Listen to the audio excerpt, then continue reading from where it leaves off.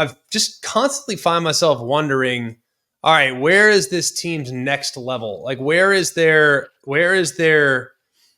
willingness to go for the jugular? You know what I mean? Like, for whatever reason, this team will get out on you and they'll put it in cruise control, and then they need to rally to play well at the end. If this team would just put together 60 minutes, we'd be our jaws would drop. But for whatever Yeah. reason, we just never get that. Why do you think that is?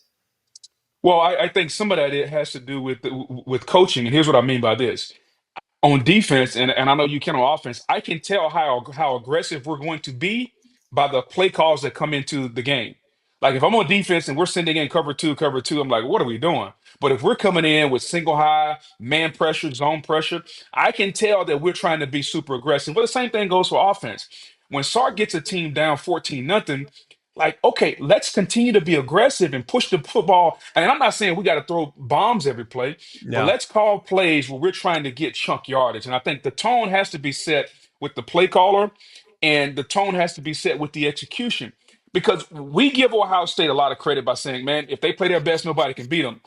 Greg, I think the team that can possibly give them a run, if they play their best, is Texas. I think when you look at where they can, how they can match up, you look at Texas's defense, you look at Quinn Ewers, you look at the offense. If Bond and Wingo and those guys can make some plays on offense, they can run the football. Like Texas offensive line is it's no slouch. Like I honestly think that if Ohio State doesn't quite play to a 10, let's say they play to an 8.5, and Texas plays to a 10, I think Texas can no doubt about it win this game. And I think it just goes to show you how styles make fights. Because I think Texas is the one team that if Ohio State isn't quite on, it's the one team that's left that can really beat Ohio State. I don't know if Notre Dame can do it. I don't know if Penn State can do it, but I do think Texas at their best can play Ohio State and beat them if Ohio State is just a little off.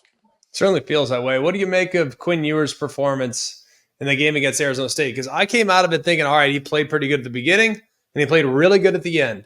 What happened in between? Kind of like what we just talked about with Texas. But if he can carry over what he did in the final 5 minutes, and if he can carry over that in the overtime period into the beginning of this game and play that way throughout, I think they can win the game. I think it'll be tough, but I think they can win the game. So what do you make of where he's at right now? I think he's got to be aggressive, and he's got to make aggressive throws. I've seen him. I don't know what it is with him. Like he floats the ball a lot. Like what's going on with him? Like floating the ball and these touch throws. Like, there's several throws that I can go back and point to where you got to put your back from the ground and you got to throw that thing with a little less trajectory and you got to rip it in there. And he doesn't seem to want to do it. But if you go back in overtime, like when he makes that throw on the fourth down, like that ball was thrown with the perfect trajectory. It was thrown with the perfect amount of zip. I don't see him do that all the time. And I think if you're Sark, you have to ask the same questions that we're asking right now. How can I get my quarterback, not only my team, but my quarterback to play with a little bit more aggressiveness? I think that's the word for Texas. Be aggressive. Like it's almost like in that movie Jumanji, when The Rock and Kevin Hart are kind of in the forest and they put their hands in like be aggressive, be aggressive. Like that needs to be the mantra of the Texas Longhorns. Be aggressive from play calling to, and that's offensive and defensive, to how the quarterback throws the football, to if you get Ohio State down 7-10 nothing, man, go for 17, go for 24. You have to be aggressive. And I think the team will feed off of that based on the play calling.